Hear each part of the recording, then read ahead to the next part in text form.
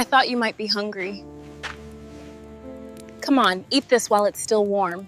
Every day, a simple food seller would quietly give a meal to Emmanuel the homeless boy, never asking questions or expecting anything in return. Then one morning her life turned upside down. 4 big SUVs pulled up right outside her small shop. Who were the people in those cars, and what did the boy have to do with them? Sit back and discover this amazing, heartwarming story. But before we dive into the story, I'd love to know, where are you tuning in from today? Drop your country in the comment below and please like the video. Thank you. Now let's continue. In a quiet part of Abuja, where fine houses fade into old blocks and unfinished buildings, there lived a little boy whose whole world was his sick mother. His name was Emmanuel. He was only 6 years old, yet every morning when he opened his eyes on the cold floor of an abandoned structure, he didn't think about toys or school or play. He thought about survival. Before dawn fully broke, Emmanuel would look at his mother and whisper the same words each day in his heart. I must find food today. Mama must not stay hungry. His mother's name was Cynthia. Years before life broke her, she had been full of dreams.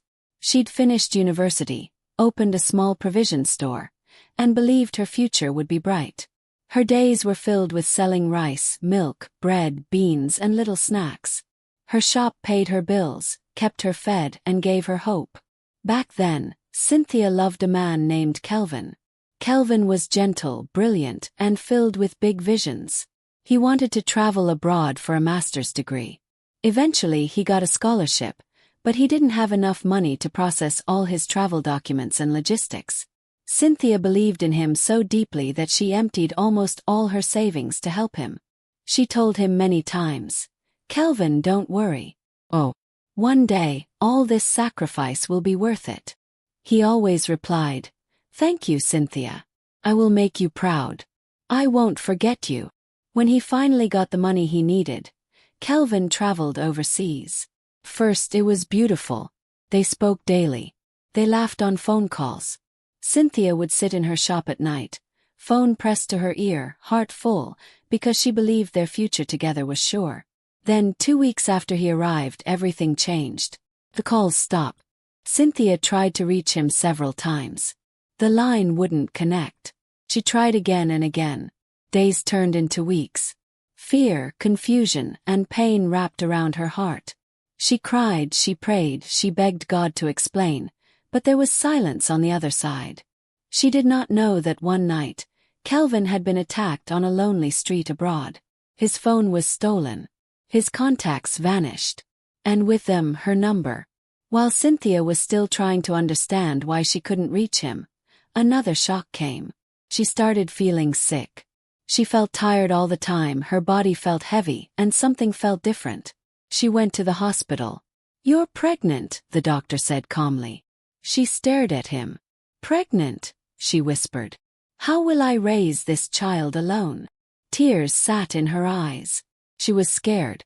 The man she loved had disappeared from her world. She had no answers. But in the middle of her confusion, she made a choice. She kept the baby. Months later, she gave birth to a beautiful baby boy and named him Emmanuel, a name that reminded her that God had not forgotten her, even when life seemed unfair. Life for them at first wasn't perfect, but it wasn't unbearable either. Emmanuel grew up as a cheerful child. When he got into kindergarten, Cynthia worked extra hard to pay his school fees. She bought him small toys once in a while. They didn't have much, but they had each other, and they had moments of happiness. Then everything came crashing down again. When Emmanuel turned 4, Cynthia started feeling extremely weak. First she blamed stress. But it got worse. Her legs swelled and felt heavy. Her stomach felt strange. She got tired from doing very little. One morning she tried to stand to fetch water, but her legs failed. She nearly fell, and tiny Emmanuel rushed forward to hold her dress with his small hands. Mummy, what's wrong? He asked, frightened. Cynthia forced a tired smile. It's nothing, my dear. Mummy is just tired. But deep inside she knew something was very wrong. She went to the hospital for tests. When the results came out, the doctor sat her down with a grave expression. "Cynthia," he said softly, "you have kidney failure. You need a transplant, and until then you must have dialysis twice a week." Her heart dropped. "How much will that cost?" she asked quietly. The doctor sighed. "A lot. And for a transplant, you'll probably have to travel abroad."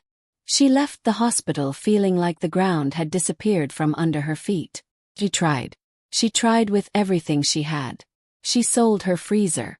She sold her small furniture. She poured what remained of her savings into hospital bills. But dialysis was too expensive. Little by little, in just 2 years, all her money vanished. The landlord got tired of waiting for rent. She had to leave her home. She could no longer pay Emmanuel's school fees. The day she withdrew him from school, her heart broke. Eventually, with nowhere else to go, she and Emmanuel moved into an unfinished building, a dusty, cold place with no proper doors, no tiles, only bare walls. She used old cloths and a thin mat to create a corner where they could lie down at night. The building's rough floor became their new home. Cynthia's sickness grew worse. She could barely stand for long. Most days she lay on their thin mat, her body weak, her eyes tired. She was a mother trapped in a failing body. So, at only 6 years old, Emmanuel took on a burden bigger than his age. He walked the streets day after day, under the hot sun, begging strangers for a little money or food. Not for toys or sweets, but so his mother could eat. Each morning, he would come out of the dark corner of the building, look back at his mother, and see her trying to smile through pain. "Emmanuel," she whispered weakly, "be careful. Don't stay long outside." "I'll come back soon, Mama," he always replied, holding her hand for a few seconds before stepping out onto the dusty road. He walked past cars and bikes, his small slippers slapping against the hot ground. "Please, Auntie, small help," he would say to strangers. Some waved him away. Some frowned as if he disgusted them. Some didn't even look at him. A few stared with pity but still passed without giving anything. Every rejection poked at his little heart. But he didn't stop. He couldn't. "Mama must eat," he reminded himself. "I must bring something home." One hot afternoon, after receiving too many cold no's, he wandered along a busy roadside, hungry and tired. Then he smelled something, food. He followed the smell and found himself standing beside a tiny roadside food spot. The place was simple but clean. Smoke rose gently from a pot outside. A wooden bench sat close to the entrance. His stomach cried out silently. He didn't rush in. He didn't shout. He simply sat on the bench, folded his hands on his knees, and watched the people pass by. Deep inside, he just hoped someone would notice him. Inside the small food spot, a young woman moved from table to table. Her name was Amara. Amara owned the tiny food joint. It wasn't much, just a few benches, some plates, and a pot, but it was her lifeline. She was about 25, carrying her own heavy worries. Rent, school dreams she hadn't fulfilled, and the fear of failure. She dished food, washed plates, and greeted customers with a tired but genuine smile. When the morning rush ended, she stepped outside with a bowl of soapy water and began washing plates near the entrance. As she scrubbed, her eyes caught something. A small boy sitting quietly on the wooden bench.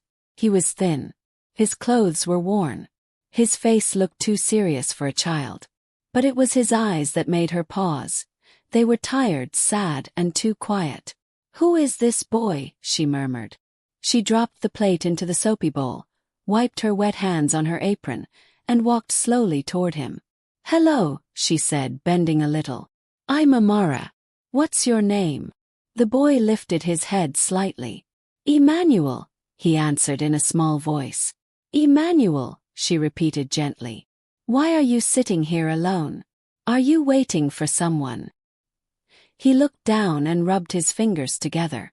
I'm hungry," he whispered. The simple statement cut through her like a blade. She could see he wasn't lying. This wasn't a playful child hoping for a free snack. This was a hungry boy carrying more than just hunger. She didn't ask more questions. She stood quickly, went inside, scooped some hot food into a plate, and returned. "Here," she said softly. "Eat." His face lit up, but instead of grabbing a spoon, he looked up again and asked shyly, "Auntie, do you have nylon or a small pack?" She froze for a second. "Why?" she asked. He hugged the plate close to his chest, eyes shining with something deeper than hunger. "I want to take it home," he said quietly. "My mama is at home. She's sick. I want her to eat." Amara's heart tightened. She didn't fully understand his situation yet, but she recognized genuine love and desperation when she saw it. She went back inside, found a takeaway container, packed the food, tied it neatly, and brought it back out. "Here you go. Hold it well," she said gently. "Thank you, Auntie." "Thank you," he said, clutching the food like treasure. Then, without waiting, he turned and ran off as fast as his little legs could carry him. She watched him go, confusion and worry twisting inside her. Where is he going? What is he hiding? She wondered. That night, back in the unfinished building, Emmanuel pushed a wooden board aside to enter their small corner. "Mama, I'm back," he whispered. Cynthia lay on the mat, eyes half closed, too weak to move much. He placed the nylon beside her gently, cleaned one of their plastic plates, and put some food in it. Kneeling beside her, he helped her sit up slightly and fed her tiny spoonfuls, watching carefully as she swallowed. "Eat, Mama, please," he said softly. Tears formed in her eyes. "Thank you, my son," she whispered. He smiled faintly and continued feeding her, then gave her water and wiped her mouth with a small cloth. When she'd had enough, he kept the remaining food aside for later and finally ate his own share, sitting on the bare floor by the window. Later, when she regained a bit of strength, Cynthia asked, "My son, where did you get the food?" He told her about the food cellar, the bench, and the kind auntie who had not shouted at him or chased him away. "She just helped me, Mama," he said softly. "Her name is Auntie Amara." Cynthia's eyes filled again. May God bless that woman. May she find joy wherever she goes. They held each other and fell asleep with that prayer on their lips. That same night, after closing her small shop, Amara went home. Her room was simple, just a thin mattress, a chair, a saving box she kept tucked beside her shelf. She emptied her day's earnings into it, whispering to herself, "Please grow. Please be enough. I want to pay rent. Go back to school. Live better than this." As she lay on her bed staring at the ceiling, thoughts of bills and worries battled in her head. Then, little by little, her mind returned to the small boy from earlier. "Emmanuel," she whispered to herself. "There's something about that child." She thought about how he didn't eat the food there, how he asked for nylon, how he ran off so fast, and how thin he looked. "He's too small to be going around alone," she murmured. She hoped he was safe. She hoped he had somewhere to sleep. She hoped he would come back. Part of her wanted to know more about his story. Sleep finally pulled her in. The next morning, Emmanuel stepped out again. Another day of walking, begging, hoping. But this time, the rejections cut deeper because his body was already tired. Many people shoved him away, some scolded, some didn't even glance at him. By evening he had nothing. No coins, no food, no promise. "How will I face Mama?" he thought, his heart heavy. Then, like a small light switching on in his mind, he remembered Amara. The auntie at the food place, he thought. Should I go? He was afraid she might be tired of him. But he was also afraid of going home empty-handed to his sick mother. At last, he turned toward her shop. Inside the tiny food joint, Amara was busy serving late customers, but every now and then, her eyes drifted to the door. Will he come today? She wondered. Where is that boy? She tried to focus on her work, but he stayed on her mind. Later in the day, she saw a small shadow near the corner outside. She looked up and saw him. Emmanuel, she called softly. He turned and walked toward her, a shy smile bending his lips. Good evening, Auntie, he said. We didn't see you since morning, she said gently. Where have you been? He shifted on his feet. I was walking around begging, so I can get something for me and Mama, he answered honestly. She knelt a bit, looking into his eyes. How is your Mama? She asked. He shook his head slowly. She is not fine. She cannot walk well. She lies down all day. Amara's heart felt heavy. What kind of sickness? She asked. He swallowed. Doctors said her kidney is bad. They said she needs treatment. But we don't have money. We can't pay for anything. Amara placed her hand softly on his tiny shoulder. You shouldn't have to walk around like this every day, she told him. Listen, from today, come here. Every day. I will keep food for you and your Mama. I don't have much, but I will not let you go hungry. His eyes glistened with tears. Every day? He asked, hardly believing it. Yes, she said firmly. Every day. She packed food into 2 separate nylons, one for him, one for his mother, and handed them to him.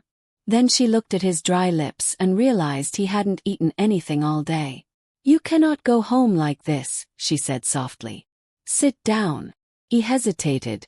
But Auntie, Mama. She will still eat, Amara replied kindly. But you must eat now too. She brought out the plate she herself had planned to eat from. She placed it in front of him. Eat, she said. You are a child. You need strength. He sat and ate in small, careful bites, as if he didn't want the food to finish. She watched him, her heart aching and yet strangely warmed. In her mind, one thought kept repeating. How can someone so small carry such a heavy life? From that day, Emmanuel came regularly. Amara kept her word.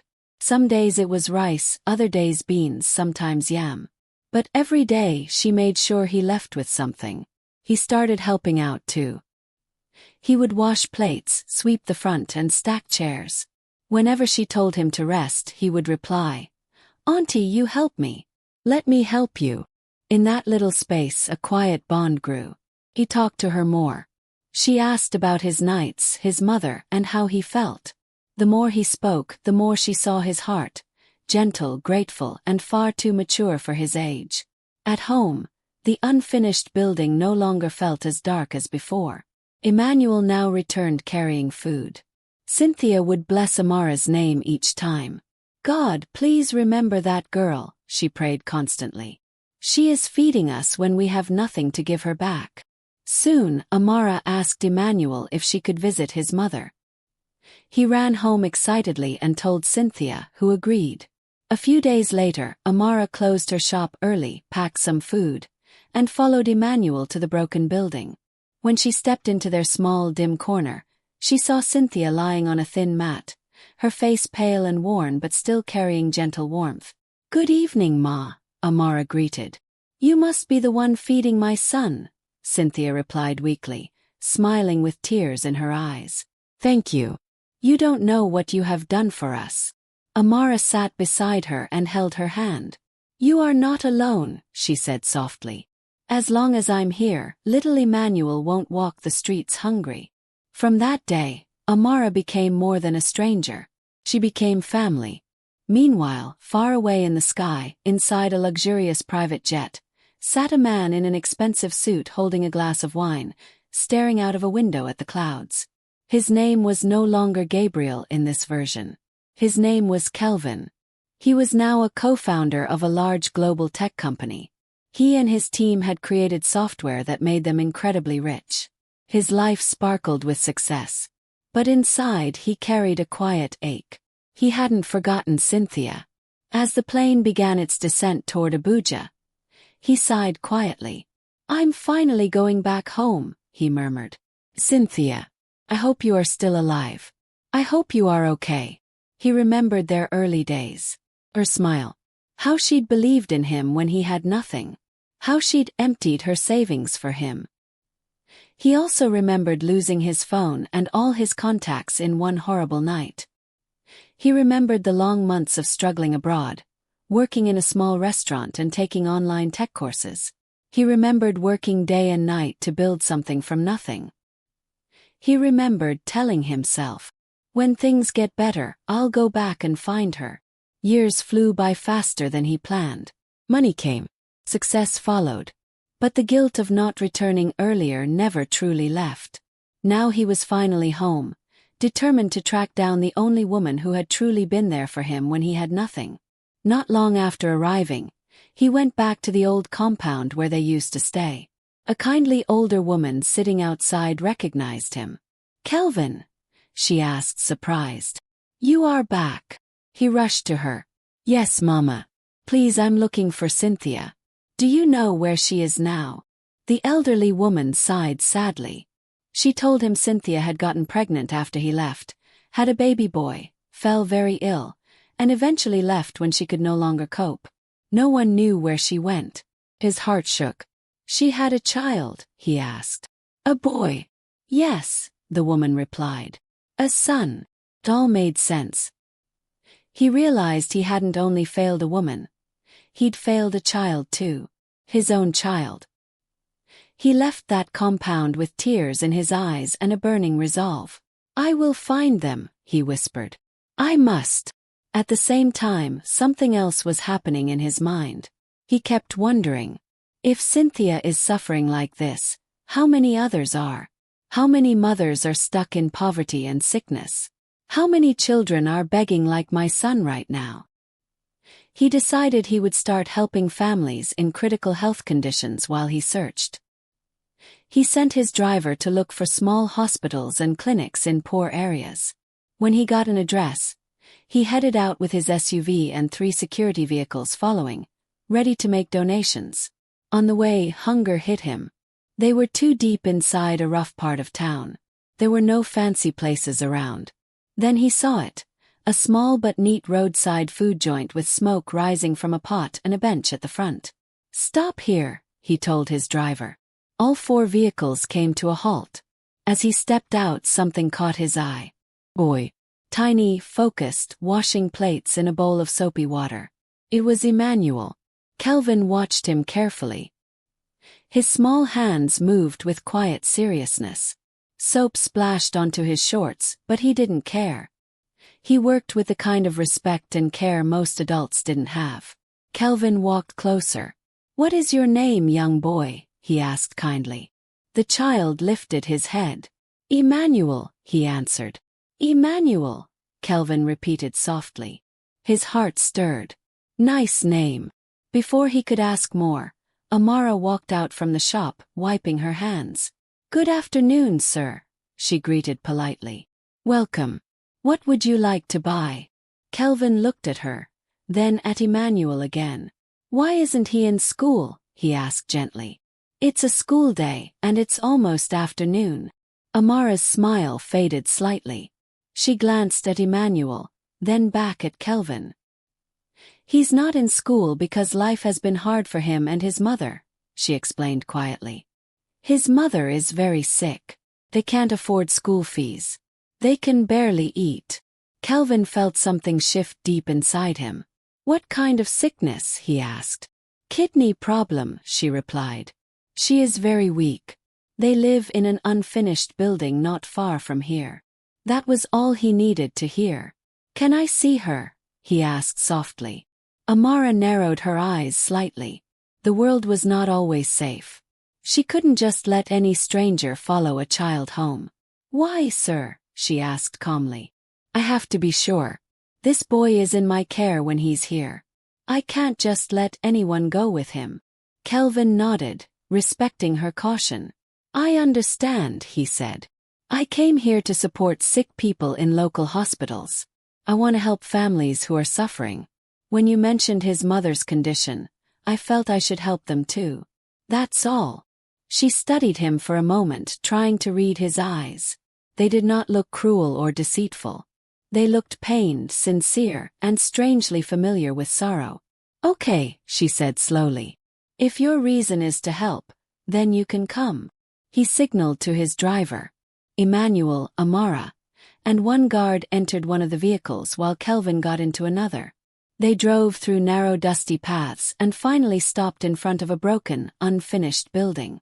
"This is where we stay," Emmanuel said quietly. Kelvin's chest tightened. He stepped inside and followed the child into a tiny space in the corner of the structure. There on a worn mat lay a woman, thin, tired, breathing slowly, her eyes half open. When Kelvin saw her face, the world around him blurred. It was Cynthia, the woman who believed in him, the woman he came home to find, the mother of his child. He froze on the spot. "Cynthia," he whispered, his voice cracking. "Cynthia."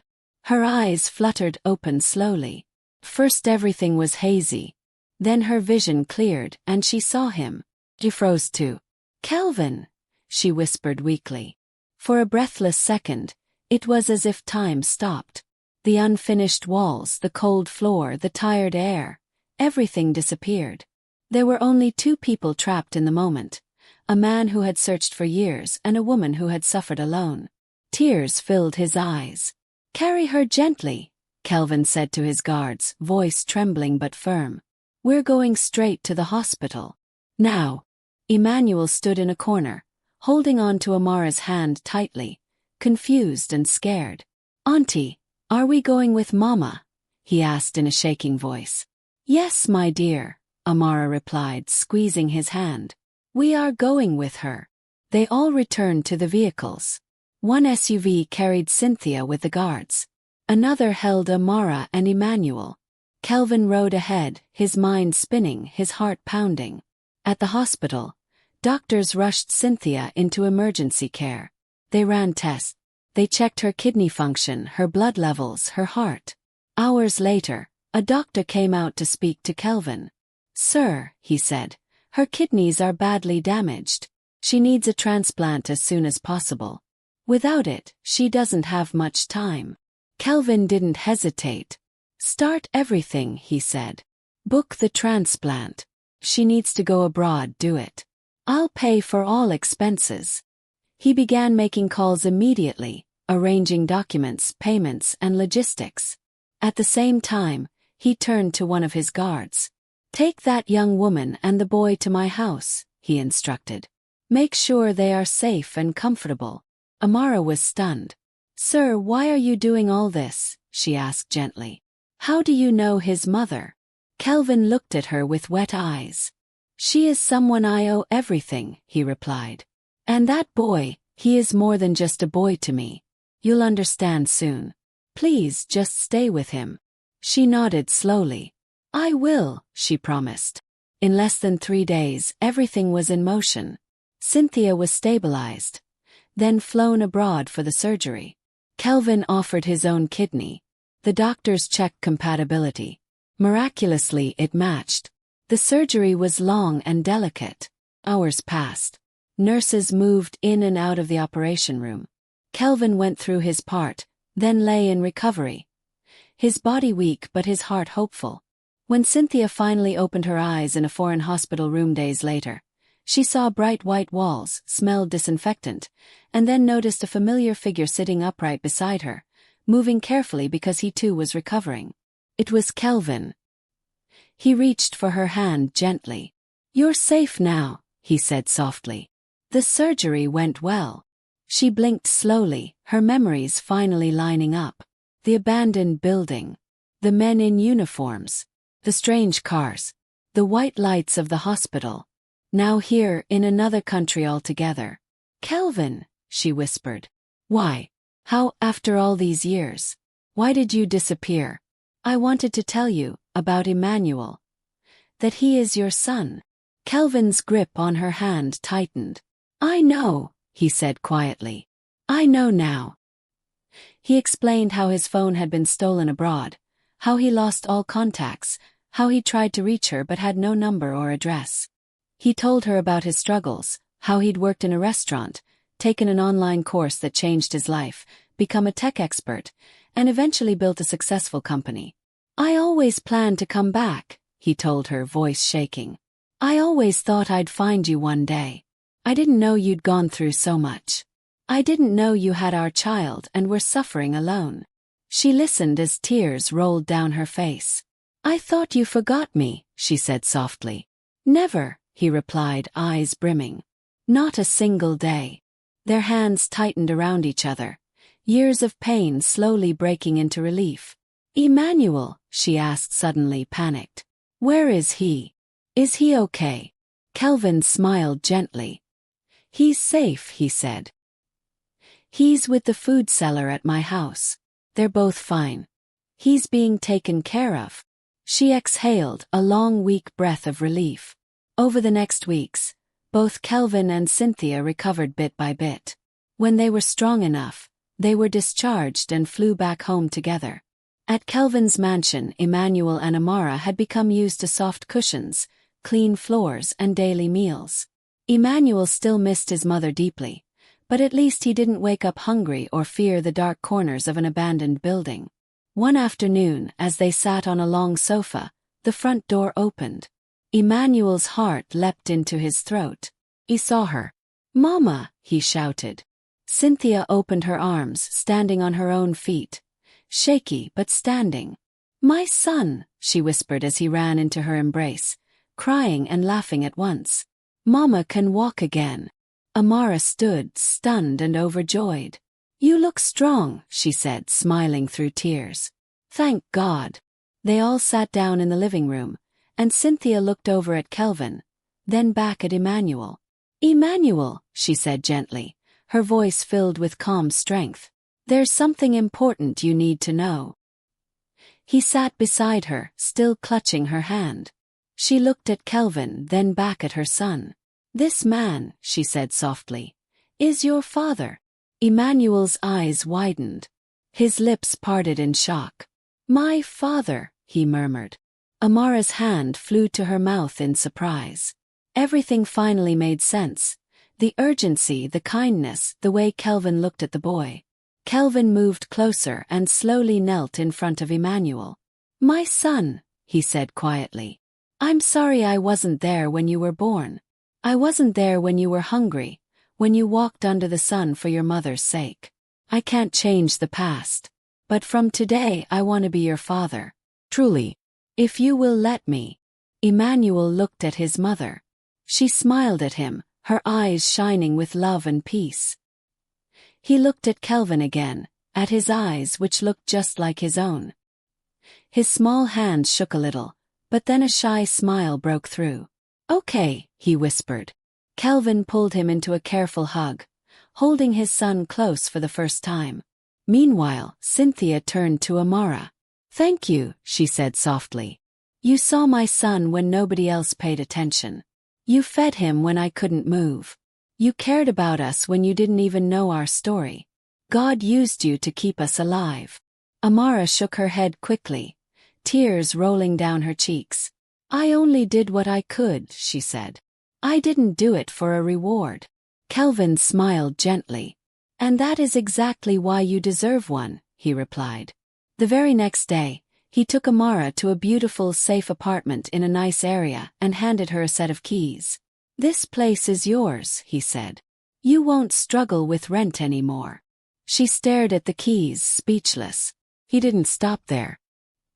He had quietly found out that she'd dropped out of school due to lack of funds. So he arranged workers to run a new, modern restaurant, with her name on the signboard, while he sponsored her to complete her education. One morning, he drove her to a big complex. She stepped out of the car and saw it. A large restaurant with a bright sign. Amara's Kitchen. She covered her mouth, tears flowing freely. "This is for you," Kelvin said. "You helped my family when I didn't even know where they were. Now it's my turn to help you." He handed her an envelope. Inside was her admission letter to further her studies and all the required fees sorted. Her future, once blurry and uncertain, suddenly looked wide open. Over time, Cynthia grew stronger. Emmanuel returned to school, now in a proper uniform, holding books instead of hunger. Kelvin, Cynthia, and Emmanuel built a real family together. Not long after, during a quiet dinner, Kelvin stood up, walked to Cynthia, got down on one knee and asked, "Cynthia, will you marry me? Let's start again properly. Let's turn all this pain into a new beginning." Tears filled her eyes. She nodded and whispered, "Yes." They had a beautiful wedding.